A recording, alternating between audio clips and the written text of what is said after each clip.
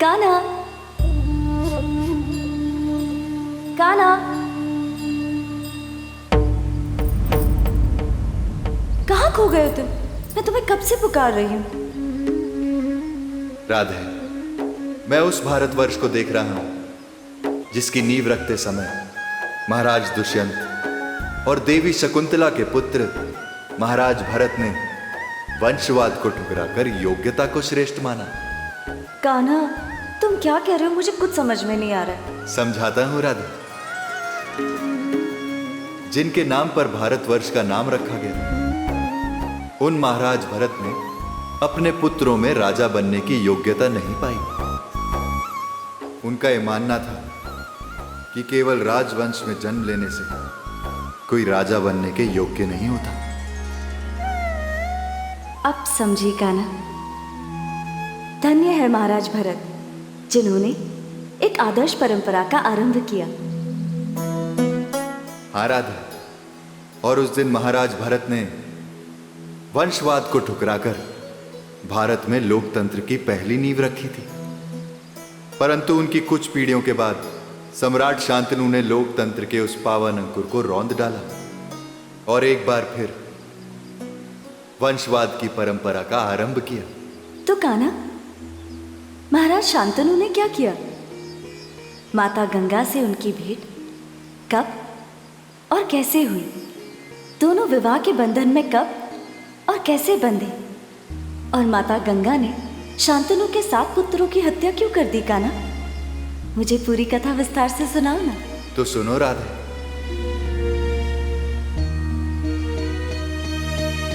जब सम्राट शांतनु हस्तिनापुर के सम्राट बने तो एक दिन उनकी आखेट की इच्छा हुई। उस दिन वो गंगा के तट के पास पहुंचे और तभी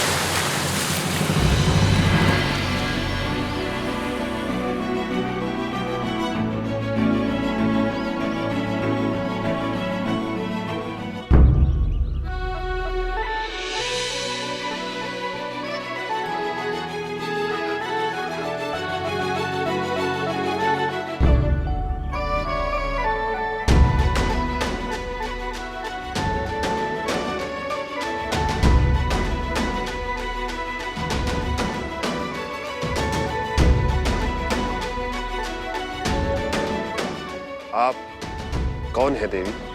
गंगा। मैं परम पिता ब्रह्मा जी की पुत्री गंगा हूँ राजन।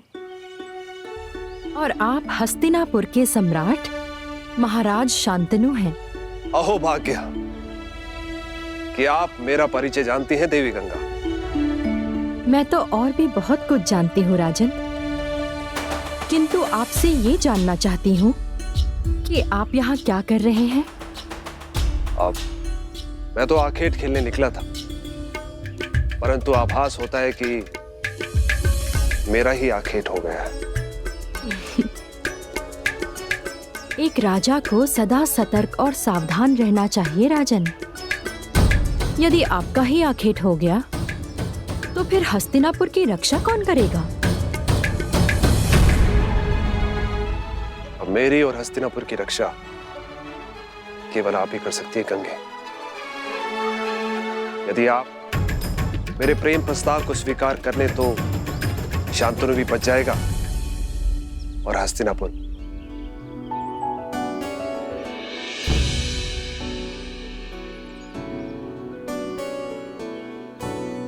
मुझे अपलक देखते हुए क्या सोच रही हैं आप? आपके प्रस्ताव के विषय में ही सोच रही हूँ राजन। तो स्वीकार कीजिए ना। विद्वान कहते हैं कि कोई भी निर्णय लेने से पहले भली भांति विचार कर लेना चाहिए। क्या निर्णय लिया आपने? यही कि आपके प्रस्ताव पर विचार करने के लिए मुझे 1 दिन का समय चाहिए होगा राजन।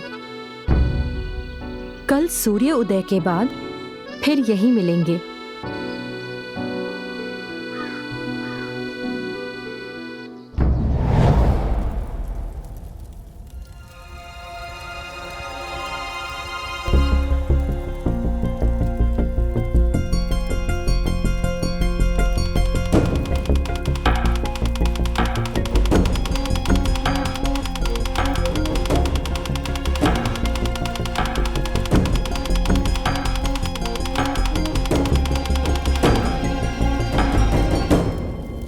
सूर्य उदय हो गया क्या?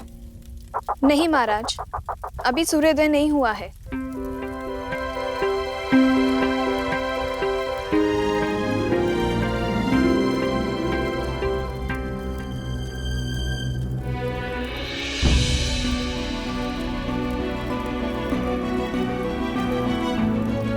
हमें राजवैद्य को सूचित कर देना चाहिए। विचलित न हो बहन, महारानी के आगमन की तैयारी करो। महाराज की दशा बता रही है कि उन्हें किसी से प्रेम हो गया है।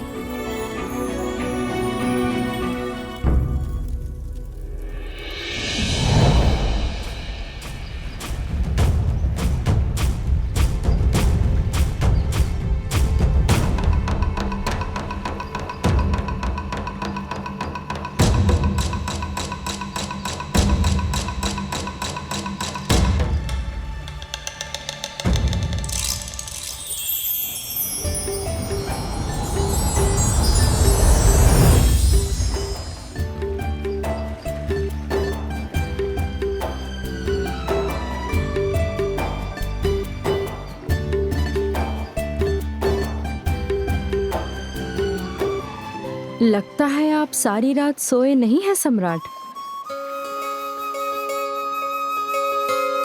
जिसकी आंखों में आप समाई हो गंगे, उसकी आंखों में निद्रा कैसे आ सकती है? आपने मेरे प्रस्ताव पर भली भांति विचार कर लिया होगा गंगे। मेरी आतुरता का अंत कीजिए। मैं आपकी पत्नी बन सकती हूँ सम्राट, किंतु मेरी 2 शर्तें हैं। मुझे बिना सुने ही आपकी हर शर्त स्वीकार है देवी। नहीं सम्राट, पहले आप मेरी दोनों शर्तें अवश्य सुन ले। इसकी आवश्यकता नहीं है देवी। प्रेम का पहला वचन विश्वास होता है, और मुझे आपसे प्रेम हो गया है। यदि मैंने आपसे आपका सिंहासन, आपका राजपाट सब मांग लिया तो? हस्तिनापुर और हस्तिनापुर सम्राट शांतनु अभी से आपका दास हुआ गंगे। और मैं भी आपका निष्पाप प्रेम पाकर धन्य हो जाऊंगी सम्राट। किंतु आप मेरा आग्रह मानकर मेरी दोनों शर्तें अवश्य सुन लें। मेरी पहली शर्त यह है कि आप मुझसे कभी कोई प्रश्न नहीं करेंगे सम्राट।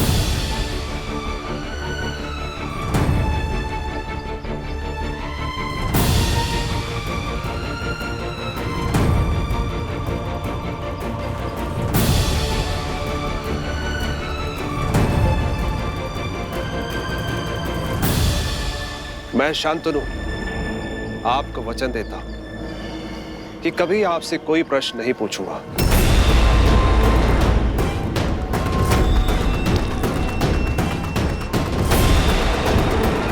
और मेरी दूसरी शर्त यह है कि जिस दिन आपने मुझे मेरे किसी भी काम को करने से रोका, वो दिन आपके और मेरे संबंधों का अंतिम दिन होगा। और उस दिन के बाद मैं आपके जीवन से सदैव सदैव के लिए विदा ले लूंगी। किंतु जाने से पूर्व आपको आपके उस अंतिम प्रश्न का उत्तर अवश्य दूंगी।